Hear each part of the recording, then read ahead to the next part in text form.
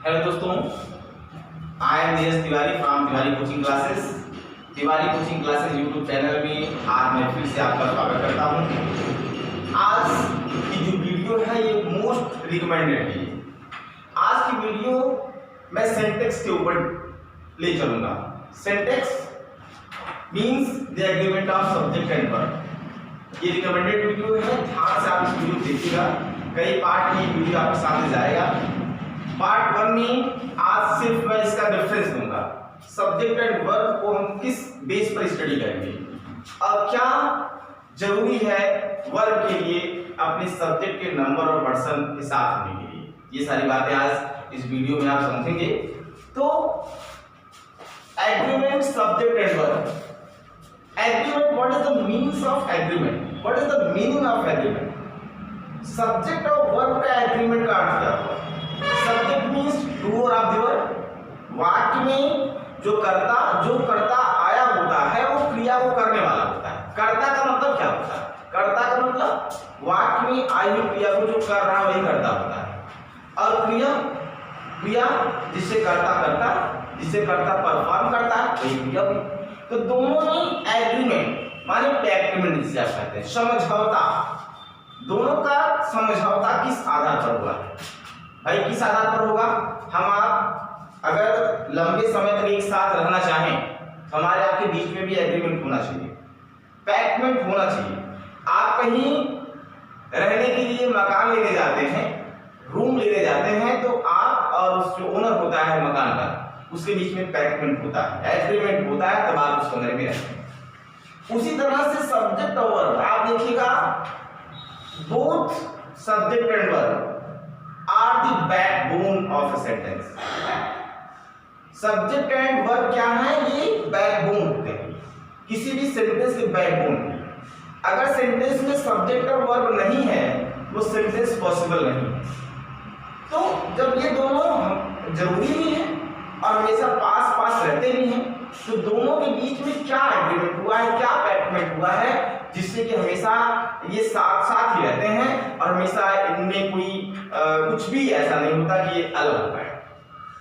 तो देखिएगा, नेस्पिल साहब ने कहा भी है क्या the verb must agree with its subject in number and person. John Nesfield साहब ने कहा, जॉन नेस्पिल साहब यूनाइटेड किंगडम में जन्मे हुए थे ये। उन्होंने कहा सब्जेक्ट और वर्ब के एग्रीमेंट के विषय में कि सब वर्ब को the verb must agree, verb को एग्री होना चाहिए विथ इट्स सब्जेक्ट, अपने सब्जेक्ट के साथ, इन नंबर एंड पर्सन। किसमें होना चाहिए? नंबर एंड पर्सन में।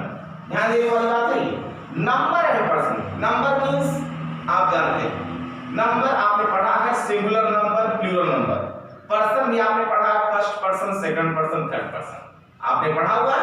तो उसमें अर्थात वर्ब का भी नंबर होता है क्या भाई? सब्जेक्ट जो है, सेंटेंस का जो सब्जेक्ट होगा उसका नंबर आपने पढ़ा है, उसका पर्सन आपने पढ़ा है। क्या वर्ब का भी नंबर होता है, वर्ब का भी पर्सन होता है? पहले ये जान लेते हैं, तभी तो हम चेंज कर पाएंगे, क्योंकि सब्जेक्ट का नंबर और पर्सन नहीं चेंज होता। अगर हमने कहा मोहन रीड्स, तो आपने देखा कि हमने मोहन को नहीं चेंज किया, हमने रीड को रीड्स में कन्वर्ट कर दिया। रीड ने अपने नंबर को मोहन के नंबर से मैच किया। मोहन सिंगुलर नंबर में था, तो रीड जो प्लूरल नंबर में था वो भी अपने आप को सिंगुलर नंबर में कर लिया। तो क्या हो गया? यो सिंगुलर नंबर में हो गया। तो आपने क्या देखा कि वर्ब नंबर और पर्सन में सब्जेक्ट के साथ हो। पहले ये ध्यान देने वाली बात है कि सब्जेक्ट और वर्ब के नंबर में कोई अंतर है नहीं। सब्जेक्ट भी सिंगुलर नंबर का होता है, प्लूरल नंबर का होता है, और वर्ब भी सिंगुलर नंबर का होता है, प्लूरल नंबर का होता है। अंग्रेजी, इंग्लिश में, लेकिन हिंदी में आप ध्यान दीजिएगा, हिंदी में एक अंतर है। अगर जेंडर की बात करते हैं, अगर जेंडर की बात करें तो इंग्लिश वर्ब और हिंदी वर्ब में थोड़ा सा अंतर है। इंग्लिश वर्ब का कोई जेंडर नहीं होता, लेकिन हिंदी वर्ब का जेंडर होता है। अगर हमने कहा राम जाता है, सीता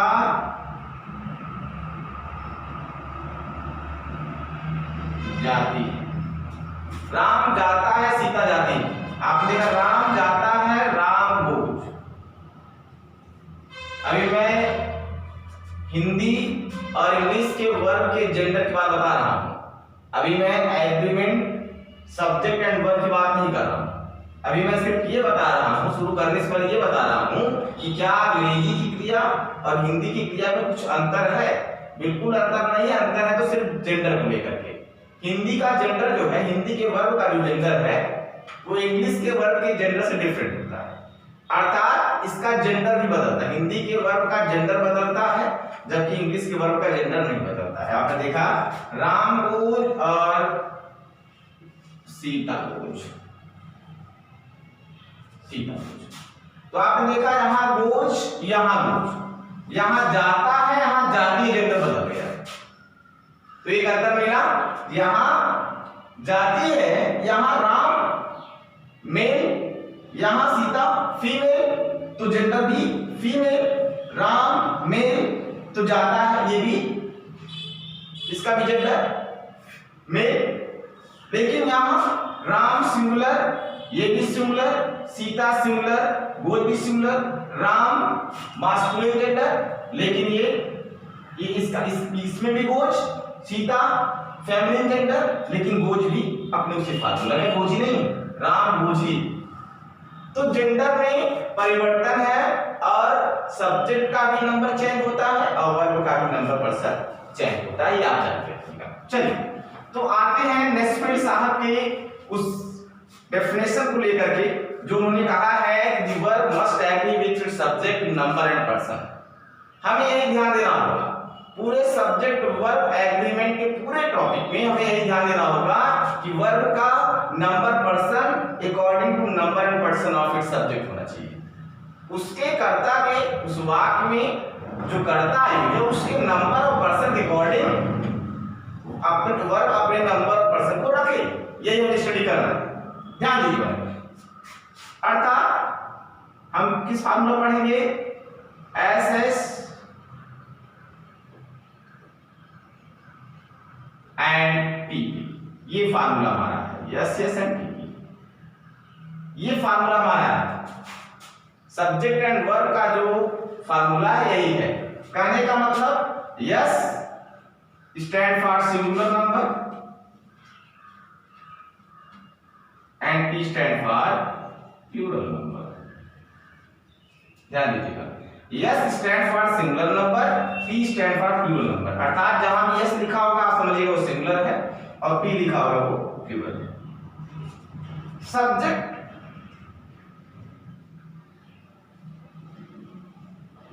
एंड वर्ब, यही आपको पढ़ना है, इसी का एग्रीमेंट पढ़ना है। ध्यान दीजिएगा, इसका जो रूल्स है वो यही आपका रूल्स है। ये बॉक्स आप जानिएगा, पहला ये बॉक्स हर जगह वर्क करेगा। सब्जेक्ट सिंगुलर तो वर्ब भी सिंगुलर, सब्जेक्ट प्लूरल तो वर्ब भी प्लूरल, ये आप ध्यान दीजिएगा, यही आपको पढ़ना है। अब इसी रूल्स को हम एडिट करते रहेंगे, लेकिन ध्यान में यही बात होगा कि वर्ब का नंबर और पर्सन अपने सब्जेक्ट के नंबर और पर्सन के साथ ही होना चाहिए, उसके अनुसार ही होना चाहिए, उससे डिफर नहीं होना चाहिए। तो हमें ये पता चल गया कि सब्जेक्ट और वर्ब का जो एग्रीमेंट है वो यस यस और पी की फार्मूले पर डिपेंड है। अभी तक हमने सिर्फ इतना ही जाना, आपने एक ही पॉइंट पढ़ा, क्या पढ़ा कि सब्जेक्ट और वर्ब का जो एग्रीमेंट है वो depend on yes yes and P. Yes stands for singular number and P stands for plural number. Means if the subject of the sentence will be in singular form, the verb also must be in singular form. And if the subject of the sentence is in plural form, the verb of the sentence also must be in plural form. ये आप ध्यान रखिएगा, यही हमें पूरे sentence के subject और verb का जो एग्रीमेंट है सेंटेंस में, इस पूरे टर्म में यही पढ़ना है, इसी पे हम चर्चा करते हैं, ध्यान दीजिएगा। और क्या सब्जेक्ट का नंबर वर्ब सब जैसा कि पता है सब्जेक्ट का जो मूल रूप होता है वो क्या होता है, वो सिंगुलर नंबर भी होता है। और वर्ब का मूल रूप क्या सिंगुलर नंबर में होता है। सब्जेक्ट को प्लूरल बनाने के लिए हमें यस अथवा यस का प्रयोग करना पड़ता है। क्या वर्ब में भी हम यस अथवा यस लगा के उसे प्लूरल बना सकते हैं, ये ध्यान देने वाली बात है। ध्यान दीजिएगा, नाउन की चर्चा करते हैं। सिंगुलर प्लूरल नाउन नंबर में देखिएगा, सिंगुलर प्लूरल अगर आपने कहा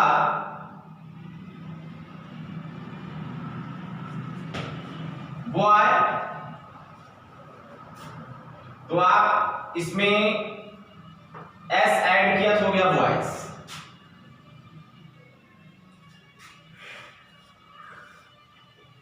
आपने कहा वाइफ, आपने इसमें भी ईएस ऐड किया, ईएस ऐड किया तो हो गया वाइफ्स, ये प्लूरल हो गया। ध्यान दीजिएगा, एस ईएस हमने ऐड किया तो क्या बन गया, वो प्लूरल बन गया। क्या, नाउन, संज्ञा के मूल रूप में, नाउन के मूल रूप में, संज्ञा के मूल रूप में यस अथवा यस जोड़ते हैं तो संज्ञा प्लूरल बन जाती है।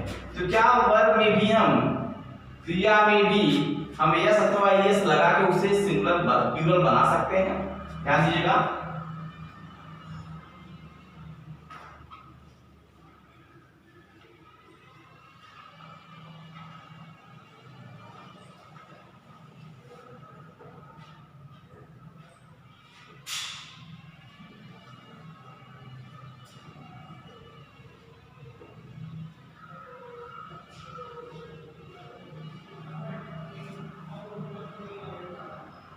ये ध्यान। अब इस दोनों बॉक्स को आप ध्यान से देखिएगा, ये दो जो बॉक्स बना दिए गए हैं, इन दोनों बॉक्स को आप ध्यान से देखिएगा, बस आपको समझ में आ जाएगा क्या डिफरेंस है, नाउन नंबर और वर्ब नंबर में क्या डिफरेंस है, ये आपको यहाँ समझ में आ जाएगा। तभी आप आसानी से सब्जेक्ट और वर्ब के एग्रीमेंट में जज कर पाएंगे कि हमें कहाँ यस लगाना है, कहाँ यस नहीं लगाना है, क्या यस अथवा यस लगाने से वर्ब सिंगुलर बनेगा कि प्लूरल बनेगा, ये सब बातें आपको समझ में आ जाएगा। गो में हमने क्या किया, ईएस ऐड कर लिया, हो गया गोच। रीड में हमने एस ऐड किया, हो गया ये। ध्यान दीजिएगा, अब हमें क्या पता चला कि वर्ब का, देखिए वर्ब का प्लूरल फॉर्म जो होता है वो मूल रूप होता है। जो वर्ब का मूल रूप होता है, वर्ब का जो मेन फॉर्म होता है, जो रूट फॉर्म होता है, वो प्लूरल होता है। लेकिन हमें ईएस और यस जब जोड़ना पड़ता है वर्ब के रूट फॉर्म में, तब वो प्लूरल हो जाता है, they turn into plural form if they are added S otherwise ES in its main form. यदि क्रिया के मूल रूप में, रूट फॉर्म में यस अथवा यस लगाते हैं तो वो क्रिया सिंगुलर बन जाती है। और जबकि उसी का कॉन्ट्रेरी, बिल्कुल उल्टा, क्या, संज्ञा के मूल रूप में यस अथवा यस लगाते हैं तो वो प्लूरल बन जाता है। हमने क्या देखा, नंबर के बेस पर, नंबर के प्लेटफॉर्म में नाउन और वर्ब के नंबर में एक अंतर, वो अंतर क्या है, दोनों सिंगुलर प्लूरल होते हैं, दोनों का फॉर्म बदलता है, दोनों सिंगुलर प्लूरल होते हैं।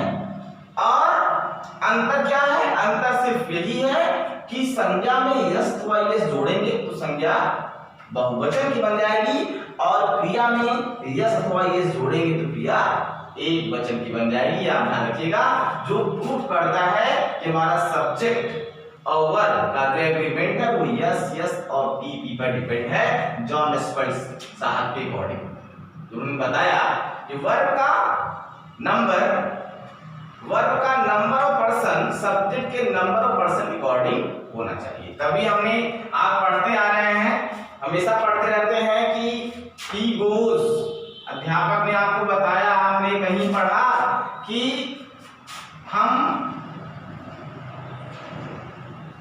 सेंटेंस के सब्जेक्ट यदि सिंगुलर फॉर्म में है, सिंगुलर नंबर में है, तो वर्ब के रूट फॉर्म में हम यस अथवा यस लगा के यस अथवा यस लगा देते हैं। यही हमने पढ़ा है, लेकिन क्यों लगा देते हैं अभी तक आप ये नहीं पढ़ा होगा।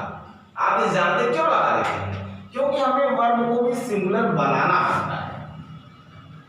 कर्ता एक वचन का है, सब्जेक्ट सिंगुलर नंबर का है, तो वर्ब में हम यस अथवा यस लगा देते हैं। यही हमें पता है, यही नियम हम पढ़ते जा रहे हैं, यही करते रहते हैं। लेकिन ऐसा करते क्यों है? क्योंकि दोनों का बैलेंस जो है बना रहे, सब्जेक्ट और वर्ब का बैलेंस बना रहे, दोनों एक दूसरे के इक्वल में हो, इसलिए हम क्रिया में यस अथवा यस लगा के क्रिया को सिंगुलर बनाते हैं। क्यों?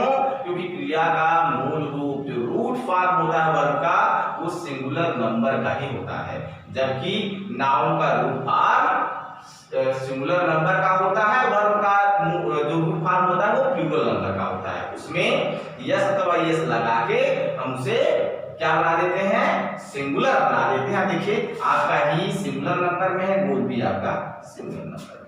तो ये आप बिल्कुल क्लियर जानते रहिएगा। इस रूल्स के कुछ अपवाद भी हैं, इस रूल्स के कुछ अपवाद भी हैं, उसको ही पढ़ेंगे। भाई अगर सिर्फ इतना ही होता वर्ब और सब्जेक्ट सिर्फ यस यस पी पर ही चलता, तब तो बहुत इजी होता, हम आसानी से उसको करते जाते। लेकिन इसके कुछ एक्सेप्शंस भी हैं और इसके और भी टर्म्स हैं जो हमारे आपके बीच में चर्चा होती रहेगी। कुछ एग्जांपल्स लेते हैं, जैसे सीता कुक स्कूल। आपने यहां देखा सीता सिंगुलर नंबर, कुक में हमने यस जोड़ दिया, तो ये सिंगुलर नंबर हो गया। यू वी, अब आपने यहां देखा वी प्लूरल नंबर और यू भी आपका प्लूरल नंबर में है, हमने यस अथवा यस यहां नहीं लगाया। अगर यू वीप्स होता तो हमारा ये क्या होता? गलत होता। दे गोज, अब ये दे गोज सही है? नहीं, दे गोज आपका क्या है? यह देखिए, ये आपका प्लूरल और ये आपका क्या हो गया? सिंगुलर हो गया। ये हमारा सेंटेंस गलत। हमें करेक्ट करने के लिए क्या करना होगा? हमें करेक्ट करने के लिए दे के साथ सिर्फ वर्ब का रूट फॉर्म लगाना होगा, जो वो है दे गो। अब आपका देखिए यहाँ प्लूरल है, यहाँ प्लूरल, आपका सेंटेंस क्या होगा? ये कर्ता, ये कर्ता को नहीं बदलते हैं। कर्ता आप ना सोचिएगा कि हम गोज है तो ही कर रहे हैं, ऐसा नहीं। वर्ब का फॉर्म आप नेस्पेट शॉप में पढ़िएगा, उन्होंने कहा the verb must, the subject must नहीं कहा, the verb must agree. The subject must agree नहीं है, the verb must agree with its subject. ऐसा नहीं है कि subject must agree with its verb, बिल्कुल ऐसा नहीं। ऐसा समझिएगा भाई, आपको कर्ता नहीं चेंज करना है, आपको वर्ब के फॉर्म में एडिट करनी होगी, सब्जेक्ट के फॉर्म में कोई एडिट आपको नहीं करनी होगी। इसको आप ध्यान रखिएगा, ध्यान रखिएगा। तो ये आपने आज पढ़ा और इसके एक्सेप्शंस के विषय में जानते हैं, कहां ये रूल्स वर्क नहीं करता है।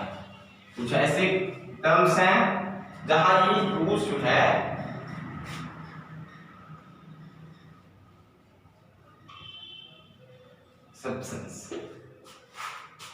एक्सेप्शन में देखिएगा, पहला एक्सेप्शन फर्स्ट देखिएगा, पहला क्या है? Need not, dare not, need not dare not, ये पहला एक्सेप्शन फर्स्ट, ये पहला है। नीड नॉट और डेयर नॉट कहने का मतलब क्या हुआ? यदि वर्ब हो, नीड नॉट और डेयर नॉट यदि वर्ब हो, तो ये सब्जेक्ट कोई भी हो, सब्जेक्ट सिंगुलर हो या प्लूरल हो, ये अपने फॉर्म में परिवर्तन नहीं ले आता है। ध्यान दीजिएगा, जैसे मैंने आपको क्या बताया, सब्जेक्ट आपका चाहे सिंगुलर नंबर हो चाहे प्लूरल नंबर हो, नीड नॉट इसी फॉर्म में रहता है। यही आपका ये सही। आप ऐसा नहीं कर सकते ही नीड्स नॉट, ऐसा नहीं कर सकते आप। ये आपका सेंटेंस रॉन्ग, क्योंकि एक्सेप्शन से ध्यान दीजिएगा भाई। अगर हम उस रूल्स को देखेंगे तो यस ये आपका सिंगुलर है और ये आपका प्लूरल है, क्योंकि ये रूट फॉर्म है ये वर्ब का। लेकिन अगर हमें यस लगा के इसे सिंगुलर बनाना पड़ा, हम यस लगा के इसके अकॉर्डिंग इसे सिंगुलर बनाए, तब ये हमारा सेंटेंस रॉन्ग हो जाता है। हमें इसको करेक्ट करने के लिए हमें इसके रूट फॉर्म में ही रहने देना होगा। अब यस पी का फार्मूला भी यहाँ सही है, जबकि आपने पढ़ा कि यस यस पी पी का बैलेंस चलता है सब्जेक्ट और वर्ब के एग्रीमेंट में, लेकिन एक्सेप्शन है पहले ध्यान दें, अपवाद है। कुछ ऐसे रूल्स होते हैं जो अपवाद होते हैं जिन पर कोई टीका टिप्पणी नहीं होती, वो एक्सेप्शंस है, अपवाद है, तो मान लेना चाहिए। अगर इस फार्मूले में, इस फार्म में अगर वर्ब आपको मिलता है, हमें उसको इसी फार्मूले में, यस पी फार्मूले में ही रख करके सही करना पड़ता है। अगर आपका ही यहाँ यू है तब कोई दिक्कत, यू भी वैसे, you need not, he need not, इस तरह से। ये नीड नॉट और डेयर नॉट के ऊपर ही डिपेंड है ये, और कोई वर्ब नहीं, सिर्फ नीड नॉट और डेयर नॉट। ये दो ऐसे वर्ब हैं जो अपने रूट फॉर्म में हमेशा रहते हैं। सब्जेक्ट आपका चाहे सिंगुलर नंबर का हो चाहे प्लूरल नंबर का हो, ये बदलते नहीं, ये इसी फार्मूले में रहेंगे, ध्यान दीजिएगा। लेकिन इसमें भी कुछ जानने वाली बात है, यदि इनमें नॉट हटा दें, यदि इनसे नॉट हटा दें, नॉट हटा दें, सिर्फ ये नीड हो जाए और ये डेयर हो जाए, तब इनका जो रूल्स होता है वो फिर यस यस और पी पी पर आ जाएंगे। फिर ये यस यस और पी पी पर फिर से आ जाएंगे, अपने पूर्व रूल के अकॉर्डिंग चलने लगेंगे। जो पहले रूल्स आपको बताया गया उसके अकॉर्डिंग फिर से चलने लगेंगे। यहां नीड आप देखिएगा, ये प्लूरल है, ये आपकी प्लूरल है। अगर आपने कहा ही नीड्स, अब यहां नॉट नहीं है तो फिर हमें इसको सिंगुलर बनाना पड़ेगा, आई डेयर। तो आपने क्या देखा कि यदि इनमें से नॉट हट जाता है, डेयर नॉट और नीड नॉट से यदि नॉट हटा देते हैं तो अपने पहले के नियम के अकॉर्डिंग रन करने लगते हैं, अर्थात यस यस और पीपी के रूल्स पर ये चलने लगते हैं। सब्जेक्ट सिंगुलर है तो ये भी अपने फॉर्म को सिंगुलर करते हैं, सब्जेक्ट प्लूरल है तो ये अपने फॉर्म को रूट फॉर्म में ही रहने देते हैं, अर्थात प्लूरल फॉर्म में रहने देते हैं। तो नीड नॉट और डेयर नॉट के संदर्भ में ये बातें आप जानते रहिएगा कि नॉट रहने से इसके फॉर्म में कोई परिवर्तन नहीं होता, लेकिन जैसे ही नॉट हट जाता है फिर ये अपने पहले के नियम के अकॉर्डिंग रन करने लगते हैं। एक्सेप्शन नंबर नेक्स्ट 2 देखिएगा, वर्ब जब कोर इमेजिनेशन में हो,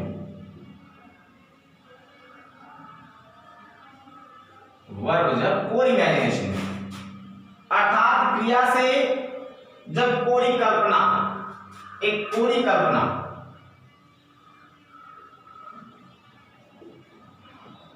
कल्पना मात्र का भाव प्रकट हुआ, अर्थात सिर्फ वो कल्पना में हो सकता है। जब वर्ब से कुछ ऐसा सेंस हो कि जिसमें कल्पना किया जा सकता है, वो पूर्ण नहीं हो सकता, वास्तविक रियल नहीं हो सकता, तब वहां भी यस पी का फार्मूला चलता है, यस यस पी पी का फार्मूला नहीं चलता है। जैसे मतलब सब्जेक्ट आपका सिंगुलर हो या प्लूरल, यहां हमेशा वर्ब जो प्लूरल है वो चलता रहेगा, ध्यान रखिएगा।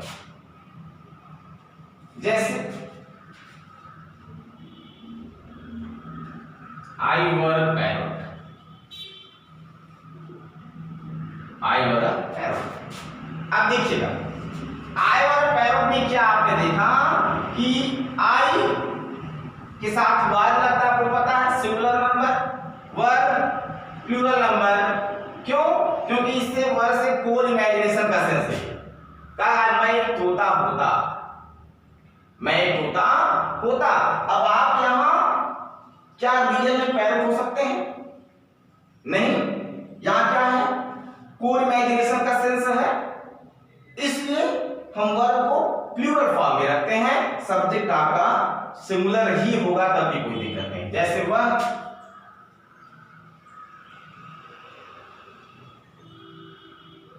मेरा भाई होता। अब वो रियल में आपका ब्रदर नहीं होता, कोई इमेजिनेशन है आगे, तो आप भी यहां कह सकते हैं ही वर माय ब्रदर। ये देखिए एक्सेप्शन नंबर नेक्स्ट में टू में क्या आपने देखा कि जब वह कोई इमेजिनेशन में कल्पना मात्र हो तब सब्जेक्ट सिंगुलर हो या प्लूरल हमेशा वर ही होता है, हमेशा ये प्लूरल फॉर्म में ही होते हैं।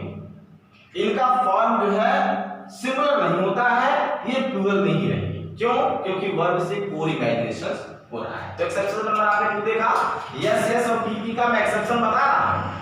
यस यस पीपी का एक्सेप्शंस आपने पहला पढ़ा, नीड नॉट डेयर नॉट, लेकिन जब नॉट वहां से हट जाता है तो नीड और डेयर पूर्व के नियमों के अकॉर्डिंग चलने लगते हैं। और एक्सेप्शन नंबर 2 में क्या आपने देखा?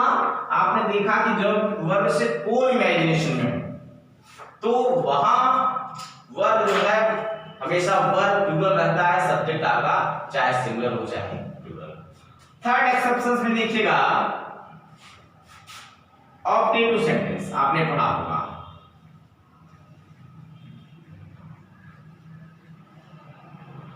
ऑब्जेक्टिव सेंटेंस इच्छा सूचक वाक्य, इसमें कर्स, जिसमें ब्लेस, जिसमें प्रे आता है।